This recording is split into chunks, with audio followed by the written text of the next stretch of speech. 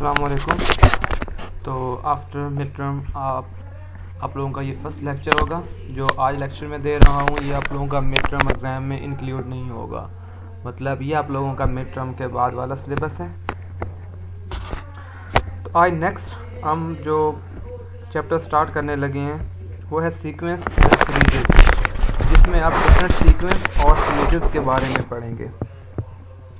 सबसे पहले है कि सीक्वेंस क्या होती है, सीक्वेंस की रिप्रेजेंटेशन क्या है, कि सीक्वेंस को रिप्रेजेंट किस तरह करते हैं।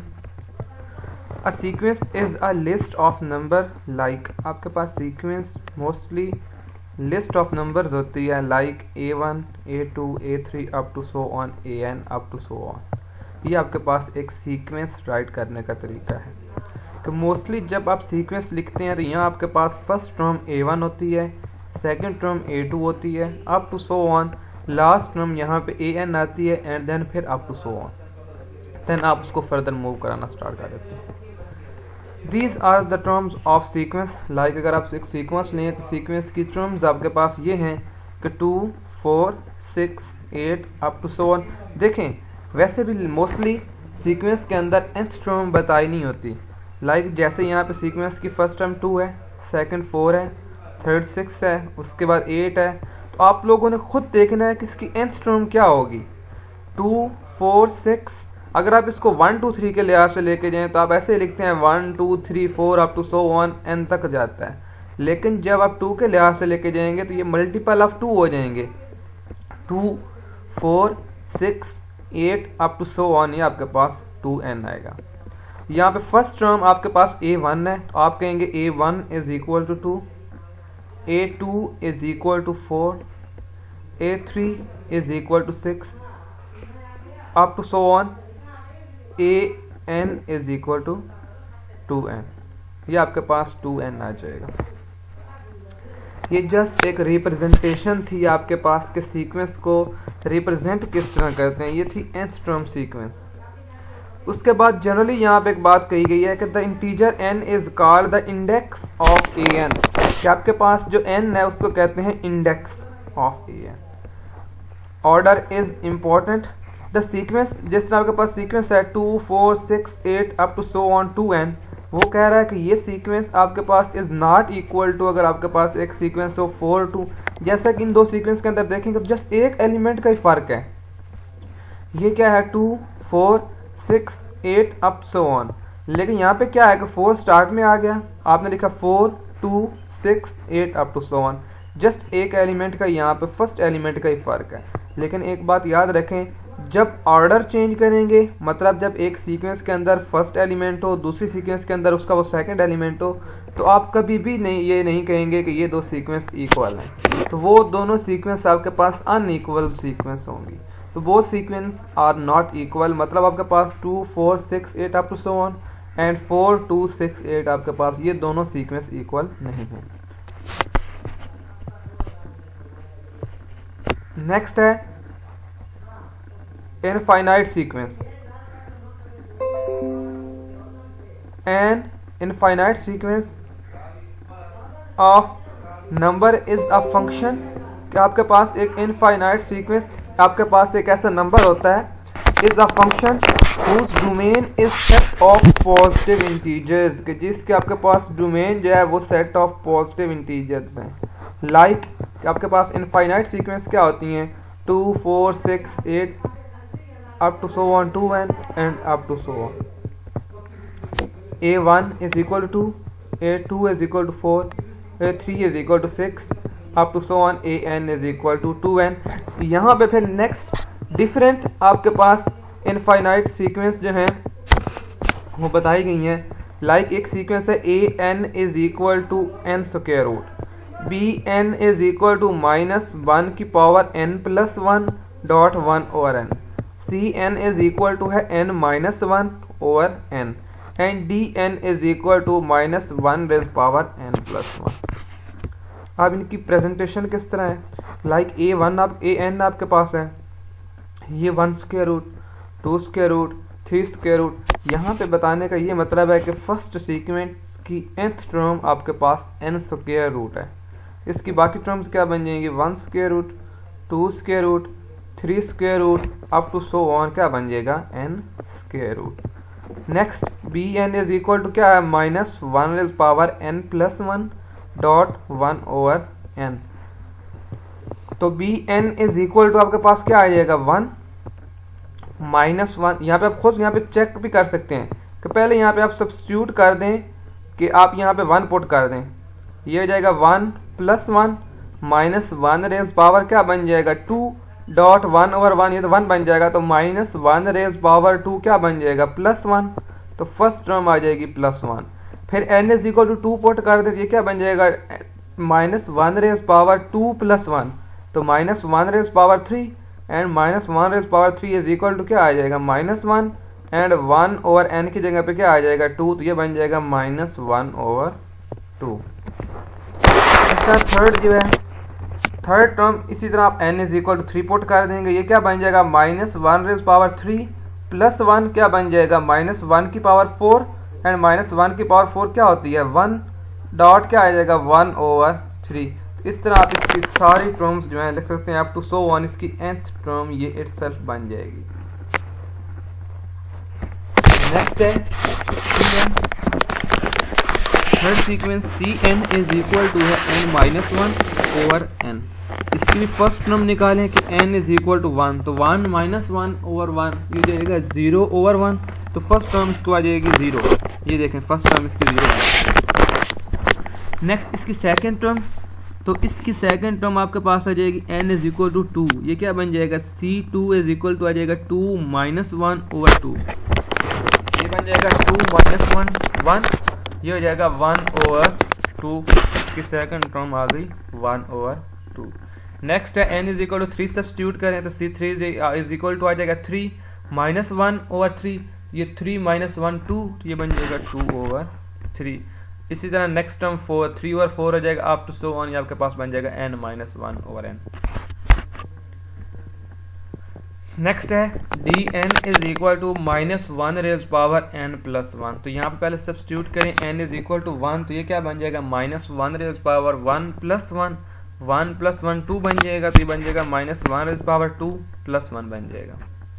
Next n is equal to 2 put करें तो minus 1 raise power 2 plus 1 3 minus 1 की पावर 3 आ जाएगा माइनस 1। इस तरह फिर n is equal to 3 put करें 3 प्लस 4 माइनस 1 रेज पावर 4 ये बन जाएगा प्लस 1। इसी तरह n is equal to 4 put करेंगे तो माइनस 1 रेज पावर 4 प्लस 1 5 बन जाएगा, ये फिर माइनस 1। तो आपके पास ये 1 माइनस 1 1 माइनस 1 कुछ इस फॉर्म में आपके पास ये सीक्वेंस आ जाएगी। ये था basic concept of sequence. Next है कि सीक्वेंस की कन्वर्जेंस और डाइवर्जेंस क्या होती है। सबसे पहले तो जब भी सीक्वेंस कन्वर्ज करती है तो एक ख़ास टर्म को अप्रोच करती है। जब भी कन्वर्जेंस हो तो किसी एक ख़ास टर्म को अप्रोच करती है। अगर किसी एक ख़ास टर्म को अप्रोच ना कर रही हो या अनडिफाइन हो रही हो, उसका आंसर इन्फिनिटी आ रहा हो, तो सीक्वेंस आपके पास डाइवर्जेंट सीक्वेंस होती है। यहाँ पे उसने कहा कि sometime the number is a sequence approaches a single value as the index n increases. जब आपके पास इंडेक्स n इंक्रीज होता है, this happen in the sequence. आपके पास ये एक सीक्वेंस है 1 1 over 2 1 over 3 1 over 4 up to so 1। देखें पहले 1 है, फिर ये 1 ओवर 2 क्या है 0.5। अगर आप 1 को 2 पे डिवाइड करें तो ये 0.5 है ना। इसके बाद नेक्स्ट देखें कि 1 ओवर 3 ये है 0.3, 1 ओवर 4 ये 0.25। मतलब आपके पास अगर आप वैल्यू देखें तो आपके पास कम होती आ रही है, क्योंकि आपके पास ये एक इनफाइनाइट सीक्वेंस है। तो ये आपके पास ऐसे ही कम होती होती आपके पास अप्रोच कर जाएगी 0 को। अप्रोच करने का मतलब है कि ये 0 की तरफ मूव कर रही है, कि पहले 1 था इसका एलिमेंट, दूसरा 0.5 आ गया, फिर 0.3 आ गया, फिर 0.2 आ गया, फिर 0.1 आ जाएगा, फिर 0.0 समथिंग आ जाएगा अप टू सो। फाइनली ये अप्रोच 0 को ही करेगा। इसलिए हम कहते हैं हुज टर्म अप्रोचेज टू 0। इसका मतलब क्या है कि ये कन्वर्जेंट सीक्वेंस है और इसका कन्वर्जेंस पॉइंट क्या है 0। क्या है ये कन्वर्जेंट सीक्वेंस है और ये अप्रोचेज टू क्या कर रही है 0 को। उसके बाद नेक्स्ट एक सीक्वेंस देखें, ये क्या है 0, पहले 0 एलिमेंट। नेक्स्ट हमेशा सीक्वेंस के अंदर देखते हैं कि वो अप्रोच किस साइड पे कर रही है, कि वो बढ़ रही है या कम हो रही है। ये सीक्वेंस आपके पास कम हो रही थी, ये है पहले 0, फिर ये 0.5 आ गया, फिर 2/3, ये 6 पॉइंट आ गया, ये 7 point up to so on. अगर आप ऐसे ही चलते जाएंगे, पहले 0 था, अब 0 से ऊपर वैल्यूज जा रही हैं, और 0 से ऊपर वैल्यूज आपके पास अप्रोच किस साइड पे कर रही हैं, 1 वाले साइड पे। इसलिए आप कहेंगे कि ये सीक्वेंस आपके पास अप्रोचेज टू 1 कर रही है। एंड अगर ये सीक्वेंस आप देखें, एंड द सीक्वेंस 1 -1 1 -1 1 -1, ये एक ऐसी सीक्वेंस है आपके पास जो दो अलग एलिमेंट्स की तरफ मूव कर रही है, कभी 1 की तरफ जाती है, कभी -1 की तरफ जा रही है। आपके पास आप ये नहीं कह सकते कि किसी ये एक सिंगल पॉइंट को कन्वर्ज कर रही है, नहीं, बल्कि ये तो दो अलग पॉइंट की तरफ मूव कर रही है। इसीलिए मैंने यहाँ पे ये लिखा है कि never converges to single value, क्योंकि आपके पास 1 एंड -1 को कन्वर्ज कर रही है, दो अलग पॉइंट्स को कन्वर्ज कर रही है। नेक्स्ट एक प्रॉपर डेफिनेशन यहाँ पे मैंने लिखी है कन्वर्जेंट और डाइवर्जेंस की। The sequence an converges to the number l if for every positive number epsilon।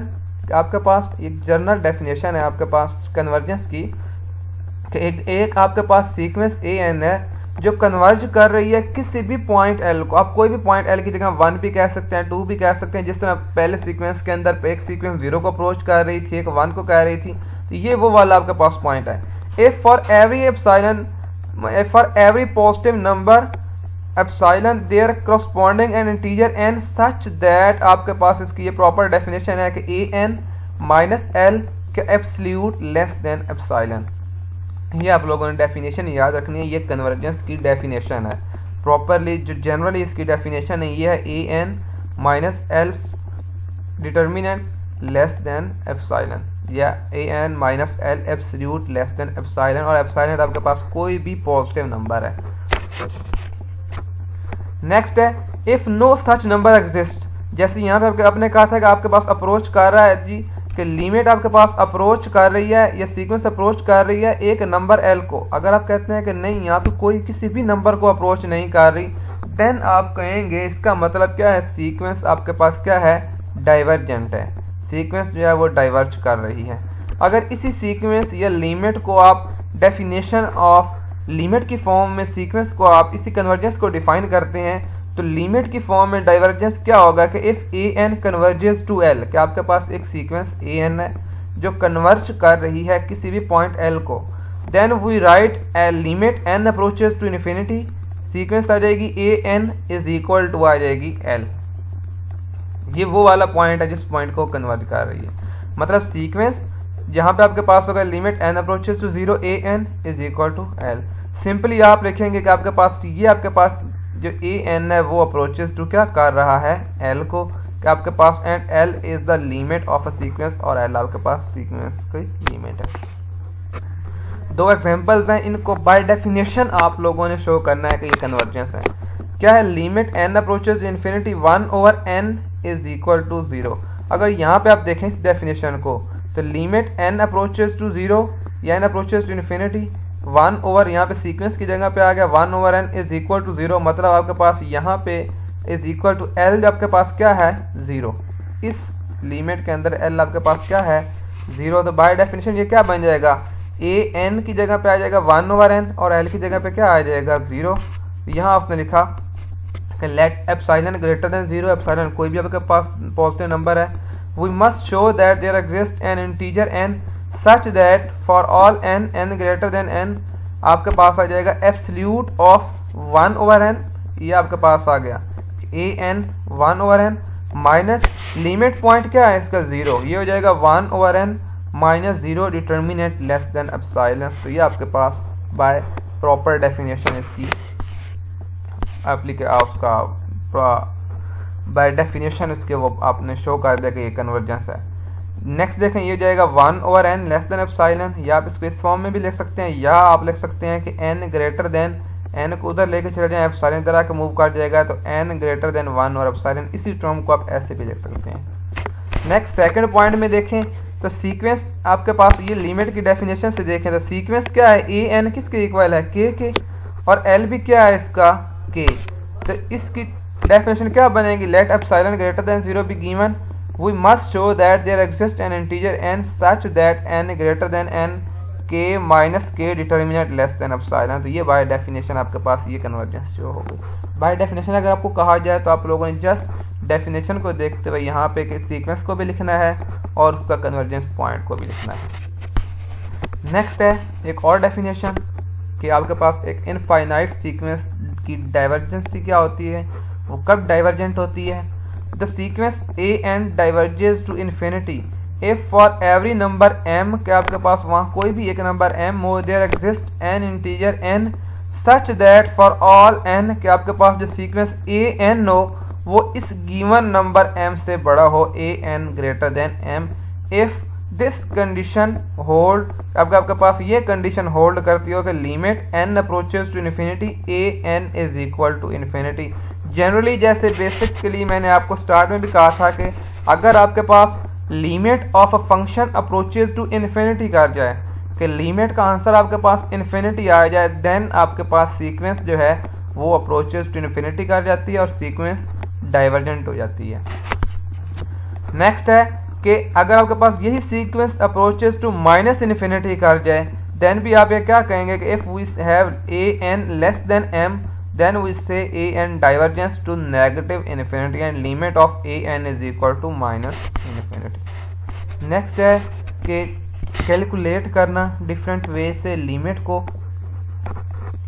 कि सीक्वेंस की लिमिट्स को कैसे आप लोग करेंगे। इसके लिए जनरली आपके पास लेट आप कहते हैं आपके पास दो सीक्वेंसेज हैं, एक है a n and b n be sequences of real number and let a and b be real number. The following rules hold. Let आप ये कहते हैं कि limit of A N sequence is equal to capital A and limit of B N sequence is equal to capital B. तो पहले है कि अगर आपके पास दो सीक्वेंसेस का सम हो और उनकी यहाँ पे आपके पास limit N approaches to infinity A N plus B N, तो आप यहाँ पहले ए एन के साथ मल्टीप्लाई करके यहाँ पे लिखेंगे कैपिटल ए प्लस फिर इसको बी एन के साथ मल्टीप्लाई करके यहाँ पे लिखेंगे कैपिटल बी।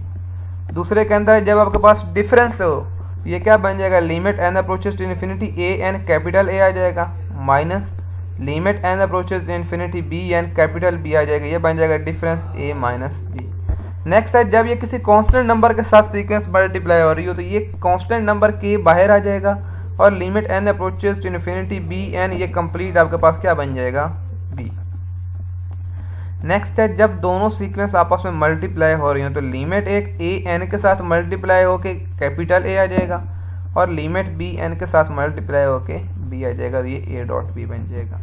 नेक्स्ट है limit N approaches to infinity A N over B N आपके पास क्या आ जाएगा ए ओवर बी।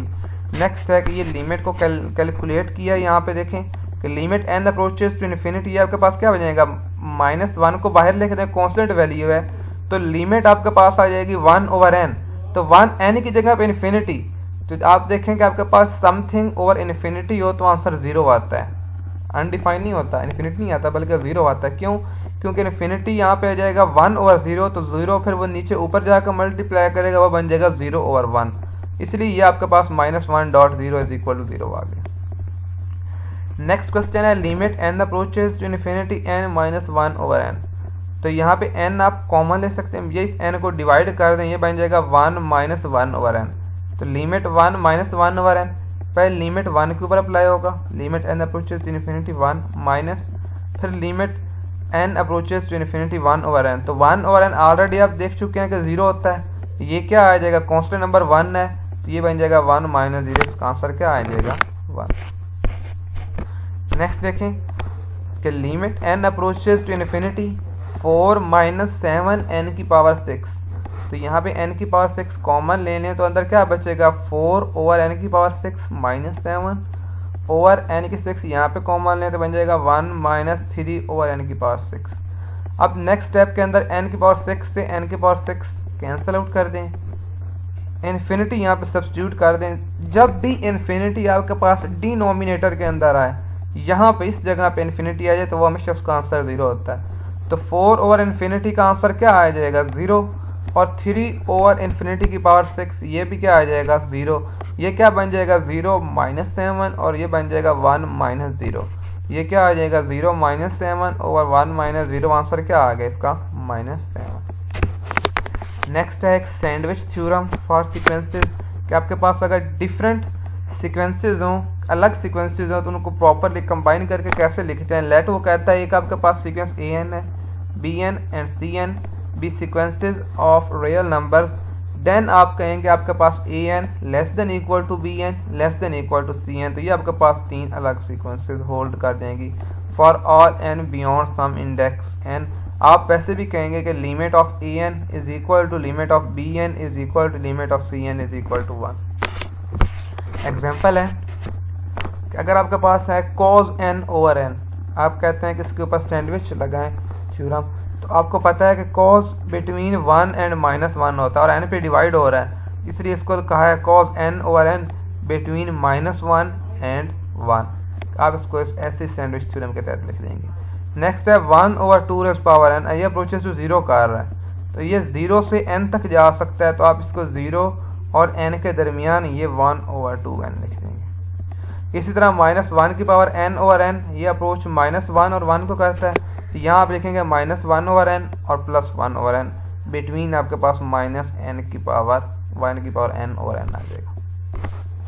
नेक्स्ट है L Hospital rule. L Hospital rule, ये एल हॉस्पिटल रूल आपके पास अप्लाई उसी टाइम होता है जब आपके पास गिवन लिमिट जो हो उस लिमिट में आपके पास 0/0 फॉर्म आ रही हो। मतलब अगर आप लिमिट को पुट करें, ऊपर भी 0 आ जाए नीचे भी 0 आ जाए, देन आप उसके ऊपर अप्लाई कर देते हैं एल हॉस्पिटल रूल। ये गिवन है कि limit n approaches to infinity, natural log of n over n is equal to 0। Using L Hospital rule आप n को रिप्लेस कर देते हैं पहले x के साथ, x approaches to infinity, natural log of x over x। यहाँ पे आप देख लें natural log of x over x, यहाँ पे आप देखें नेचुरल लॉग ऑफ इन्फिनिटी क्या होता है आपके पास, यहाँ पे लिखेगा इन्फिनिटी ओवर 1 ओवर 0, 0 नीचे ऊपर जाके जिस टर्म से मल्टीप्लाई होगा वो उसको 0 कर देगा, ये आपके पास 0 ओवर 0 फॉर्म आ जाएगी। ये क्या आएगा 0 ओवर 0 फॉर्म। तो इसके ऊपर एल हॉस्पिटल रूल अप्लाई करेंगे। एल हॉस्पिटल रूल क्या करता है कि दोनों टर्म्स ऊपर और नीचे वाले का अलग अलग डेरिवेटिव कर देता है। नेचुरल लॉग ऑफ x का डेरिवेटिव क्या होगा 1 ओवर x, और x का डेरिवेटिव क्या हो जाएगा 1, तो ये बन जाएगा। इसलिए फिर n अप्रोचेस टू इन्फिनिटी इसके अंदर पुट किया, ये क्या बन गया 0 ओवर, क्योंकि ये 1 ओवर इन्फिनिटी, ऊपर वाली टर्म 0, तो 0 ओवर 1 आंसर क्या आ गया 0। नेक्स्ट है does the sequence AN is equal to n+1 over n-1 की power n converges, find limit AN। आपने इसकी लिमिट भी फाइंड आउट करनी है।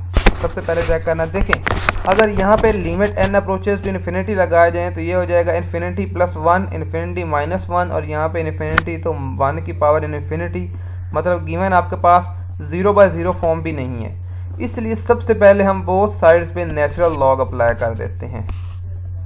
तो natural log of AN is equal to हो जाएगा नेचुरल लॉग ऑफ n+1 और n-1 की पावर n।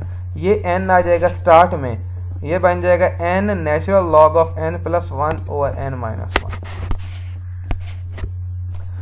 अब लिमिट अप्लाई करें, limit n approaches to infinity, natural log of AN is equal to limit n approaches to infinity n natural log of n+1 over n-1। ठीक है, अब next आ गया limit n approaches to infinity, natural log of आपके पास क्या है, अब इनके डेरिवेटिव्स ले रहे हैं अलग अलग। अगर आप ऊपर वाली टर्म का डेरिवेटिव लेंगे, इसको ऐसे भी लिख सकते हैं ना कि ये मल्टीप्लाई हो रहा है तो इसको 1 ओवर की फॉर्म में लिख दें, ये अदरवाइज ये फिर भी इन्फिनिटी आंसर देगा। इसलिए इसको लिखा नेचुरल लॉग ऑफ n+1 और n-1, जो n यहाँ पे मल्टीप्लाई हो रहा था उसको लिखा 1 ओवर n, क्योंकि इसका असल मकसद यही है आपके पास कि ये n से मल्टीप्लाई ही होगा। लेकिन अगर आप यहाँ पे देखें तो ये आपके पास 0/0 फॉर्म बन गई है। अब इसके ऊपर एल हॉस्पिटल रूल अप्लाई कर दें, ऊपर वाली टर्म के ऊपर आप एल हॉस्पिटल रूल अप्लाई करेंगे, इसका आंसर आएगा -2 ओवर n² -1। बेशक आप इसका डेरिवेटिव लेके चेक कर दें नेचुरल लॉग ऑफ n+1 और n-1 का, और साथ क्या है 1 ओवर n, तो 1 ओवर n के आपके पास क्या आ जाएगा -1 ओवर n²। नेक्स्ट टर्म के अंदर क्या किया कि ये n² ऊपर जाकर मल्टीप्लाई हो जाएगा, ये टर्म नीचे आ जाएगी, क्या बन जाएगा limit n approaches to infinity 2n² over n-1। अब n² कॉमन ले लेंगे तो यहाँ पे 2 बचेगा, n² से n² कैंसिल हो जाएगा और n की जगह पे इन्फिनिटी पुट करेंगे तो आंसर क्या आ जाएगा 2। लेकिन यहाँ पे लेफ्ट साइड पे क्या है आपके पास नेचुरल लॉग ऑफ AN, लेकिन आपने तो AN को एवेल्यूएट करना है, आपने यहाँ पे लिखा natural log of A N approaches to क्या कर रहा है 2 को, देन बोथ साइड्स पे एक्सपोनेंशियल ले लें। इधर आ जाएगा natural log of A N, साथ एक्सपोनेंशियल आ जाएगा, नेचुरल लॉग और एक्सपोनेंशियल कैंसिल हो जाएंगे और ये क्या बन जाएगा ई रेज़ पावर 2। सो यहाँ पे आप कहेंगे so A N converges to E square. ये आपके पास बेसिक्स कुछ सीक्वेंसेस की नेक्स्ट लेक्चर के अंदर इंशाल्लाह मैं इसके क्वेश्चंस करके आप लोगों को भेजूँगा।